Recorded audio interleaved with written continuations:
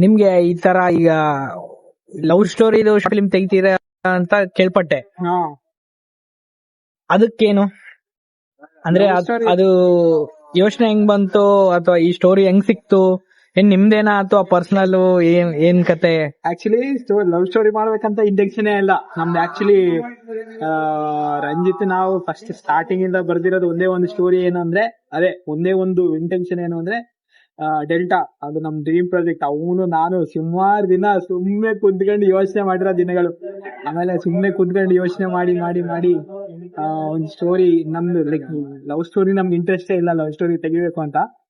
Actually ಹೇಳ್ಬೇಕು ಅಂದ್ರೆ love story ಯಾಕೆ ಬಂದಿದ್ದು ಅಂದ್ರೆ ಸ್ವಲ್ಪ ರೀಚ್, ನೀನ್ ಹೇಳದಲ್ಲ ರೀಚ್ ಸಿಗುತ್ತಾ ಅಂತ. ಸೊ ಇನ್ವೆಸ್ಟಿಗೇಷನ್ ಥ್ರಿಲ್ಲರ್ ಅಂದ ತಕ್ಷಣ ಯಾರೋ like some set of audience ಅಷ್ಟೇನೆ ಇಷ್ಟಪಡ್ತಾರ ಅನ್ಸುತ್ತಾ. ಬಟ್ ಆದ್ರೆ ಲವ್ ಸ್ಟೋರಿ ಎಲ್ಲರೂ ಕನೆಕ್ಟ್ ಆಗ್ತಾರ, ಎಲ್ಲರೂ ನೋಡೋ ಅಂತ ಸಬ್ಜೆಕ್ಟ್ ಆಗ್ತಾ. ಸೊ ಅದ್ರ ಲವ್ ಸ್ಟೋರಿ ತಗೊಂಡಿದ್ದು.